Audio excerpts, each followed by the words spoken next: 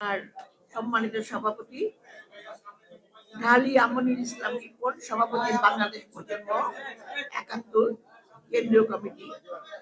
এখানে উপস্থিত আছেন আমার সাথে আজকে বিশেষ অতিথি রূপে ডাকসু সাবেক জিএস, সেই ৯০ গণ আন্দোলনের অন্যতম ছাত্র নেতা, সাবেক এমপি, নরসিংদী জেলার সভাপতি এবং বর্তমান আন্দোলন সংগ্রামে কারা নির্যাতিত বিএনপির যুগ্ম মহাসচিব জনাব খায়রুল কবির খোকন।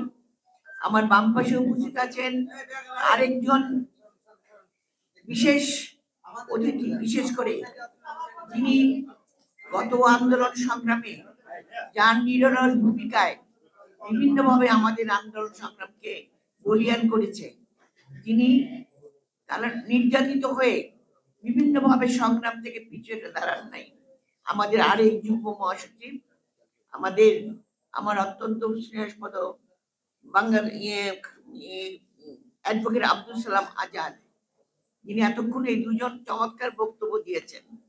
এখানে উপস্থিত আছেন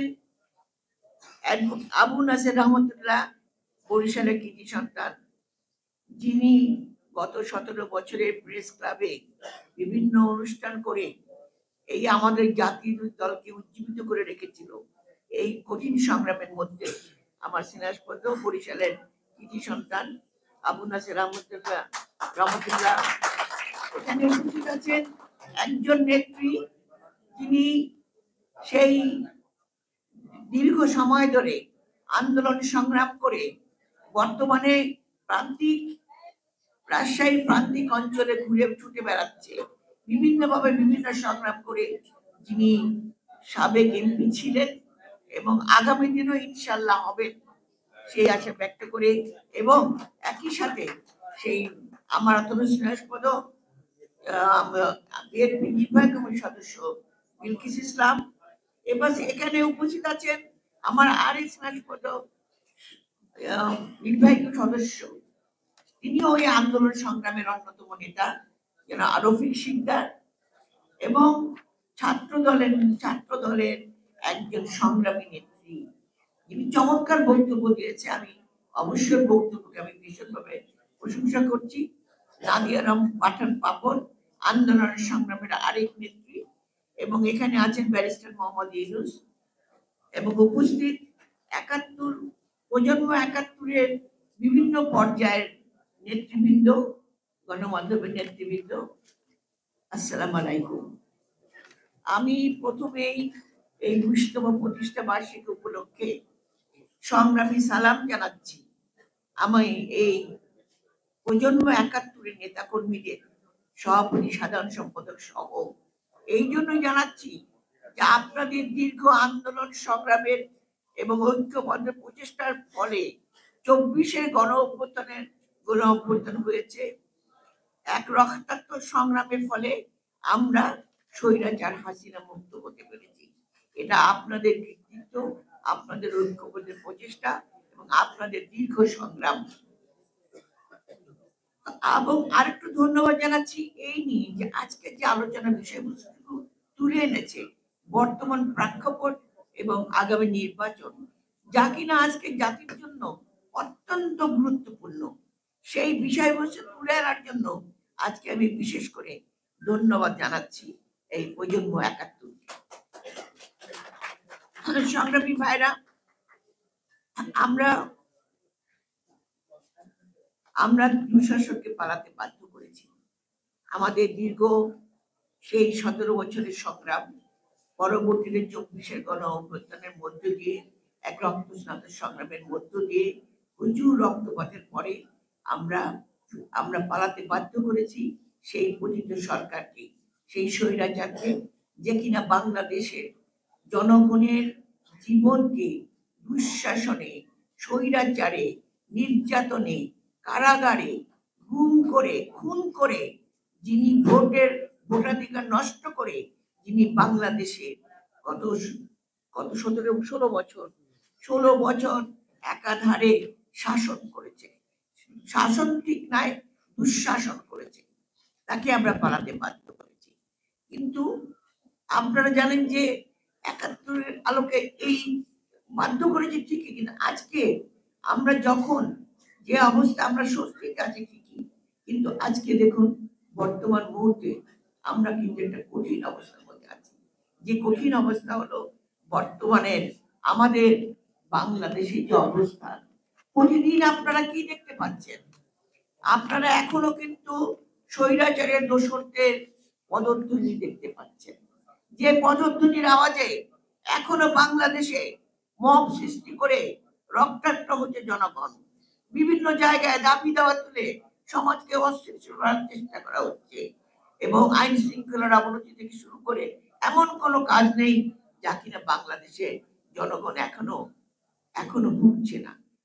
ষড়যন্ত্র হলো বিএনপি যে লক্ষ্যে কাজ করেছে, বিএনপির একটা লক্ষ্য ছিল জনগণের অধিকার প্রতিষ্ঠা করা। সেই অধিকার কিভাবে আসবে? সেই অধিকার আসবে নির্বাচনের মধ্য দিয়ে। একটি জনগণের একজনের মৌলিক অধিকার হলো ভোট। সে তার ভোট দিয়ে জবাবদিহিমূলক সরকার প্রতিষ্ঠা করবে। এই জন্য আমাদের বিএনপি ১৬-১৭টা বছর সংগ্রাম করেছে, নির্যাতিত হয়েছে, কারাভোগ করেছে।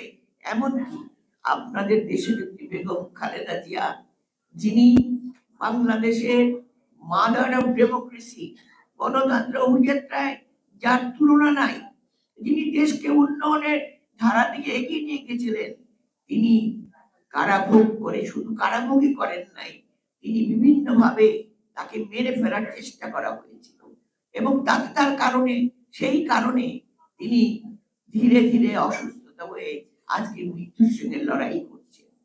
তাকে আজকে নিঃশেষ করে দেওয়ার চেষ্টা করা হয়েছিল, এবং এটা সবটাই করেছে এই স্বৈর সরকার। আজকে তাই আমরা যখন ২৪-এর পরে যখন নতুন সরকার, অন্তর্বর্তী সরকার পেলাম, সেই সরকারের মাধ্যমে আমাদের একটাই দাবি, সেটা হলো নির্বাচন যত তাড়াতাড়ি সম্ভব। এবং নির্বাচন শুধু নয়, আপনারা দেখেছেন বিভিন্ন পর্যায়ে সেই ১৮ বছর বাংলাদেশ যেহেতু ন্যায় ভিত্তিক সমাজ ব্যবস্থা নাই, বাংলাদেশের জনগণের উপর যখন অত্যাচার হচ্ছে, তখন দেশনেত্রী বেগম খালেদা জিয়া সংস্কার প্রস্তাব দিয়েছিল। আমাদের ভারপ্রাপ্ত চেয়ারম্যান জনাব তারেক রহমান ৩১ দফা সংস্কার প্রস্তাব দিয়েছেন। তিনি কেন দিয়েছেন? তিনি বলেছেন নির্বাচনের মধ্য দিয়ে আমরা রাষ্ট্র কাঠামোর বিভিন্ন অসঙ্গতি দূর করে আমরা দেশকে একটা ন্যায় ভিত্তিক সমাজ ব্যবস্থা উপহার দেব, যাতে করে প্রতিটি মানুষ শিক্ষা বলেন, শ্রমে বলেন, বিভিন্ন পর্যায়ে তারা যেন তাদের ন্যায্য অধিকার ফেরত পেয়ে তারা কাজ করতে পারে, তারা যেন মাথা উঁচু করে দাঁড়াতে পারে। এর জন্য শহীদ জিয়া, আপনারা দেখেছিলেন মুক্তিযুদ্ধ কেন হয়েছিল? ৭১-এর প্রজন্ম, আপনারা প্রজন্ম ৭১, সেই চেতনা উদ্ভাসিত হয়ে আপনারা এতদিন লড়াই করেছেন।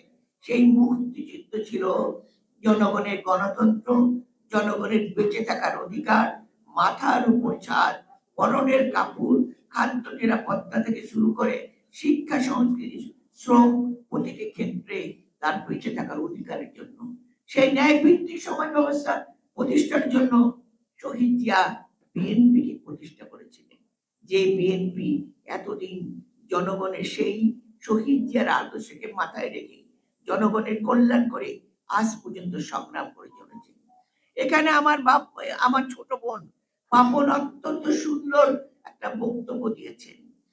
কারণ আজকে যারা হঠাৎ আলোর ঝলকানিতে, হঠাৎ ক্ষমতার আলোয় উদ্ভাসিত হয়ে আজকে যারা বড় বড় কথা বলছেন, তারা দেখে নাই তারা দীর্ঘ ১৭ বছরের সংগ্রাম, দেখে নাই তারা জনগণের হাহাকার, তারা সেদিন চুপ ছিল। দেখে নাই তারা আয়নাঘরের সেই অত্যাচার, যে আয়নাঘরে মানুষকে গুম করে দিনের পর দিন কবরখানায় রেখে মানুষকে নির্যাতন করা হতো।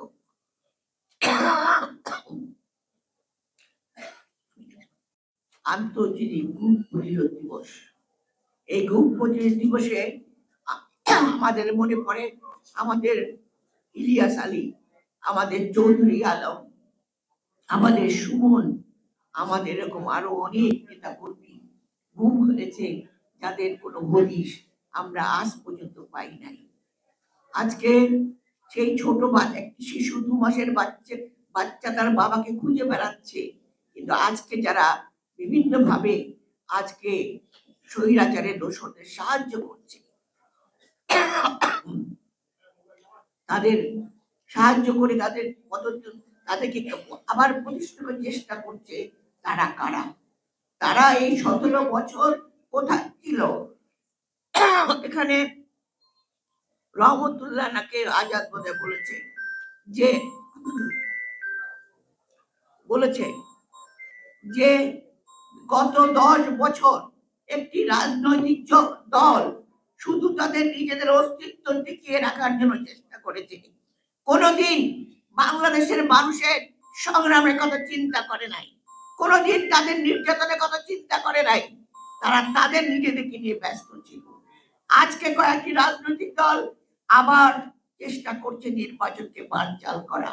আমাদের মনে হয় আমরা স্বৈর সরকারের সেই দুঃশাসনের পদধ্বনি, সেই ক্ষমতালোভী পাওয়ার নির্বাচন বন্ধ করে কিভাবে বাংলাদেশে মানুষের উপর আধিপত্য রাখা যায় সেই চেষ্টা আবারও চলছে।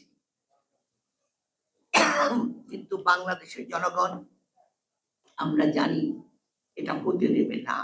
বিশেষ করে আমাদের ভারপ্রাপ্ত চেয়ারম্যান জনাব তারেক রহমান, যিনি সুদূর বিদেশে বসে এই বাংলাদেশকে সংগঠিত করেছে, বাংলাদেশের নেতৃত্বকে সংগঠিত করে আজকে একটা স্বৈর সরকারের পতন ঘটিয়েছে, তারই হাতে গড়া আপনারা এই প্রজন্ম 71 আপনারা আছেন সেই মুক্তিযুদ্ধের আসল যে স্বপ্ন, সেই স্বপ্নকে বাস্তবায়ন করার জন্য।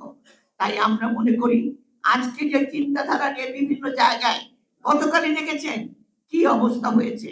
এই যে আজকে আমি একটু আগে দেখছিলাম টেলিভিশনে, এই মোবাইলে, নূর, ইনি একজন ছাত্র নেতা, সেই নূরের আজকে অবস্থা খুব খারাপ। এই যে অরাজকতা, এই যে সৃষ্টি, এই যে আইন শৃঙ্খলার অবনতি, এর জন্য দায়ী কারা? সেই কারা দায়ী সেটা আজকে আপনাদেরকে বুঝতে হবে, আমাদেরকে বুঝতে হবে, এবং আপনাদের ঐক্যবদ্ধ প্রচেষ্টার মাধ্যমে আপনাদেরকে আগামী দিনের আমাদের যে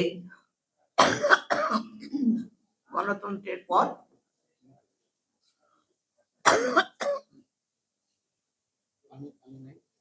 আপনাদেরকে নিয়ে আসতে হবে। তাই আমরা জানি নির্বাচন হবে, ইনশাল্লাহ হবে।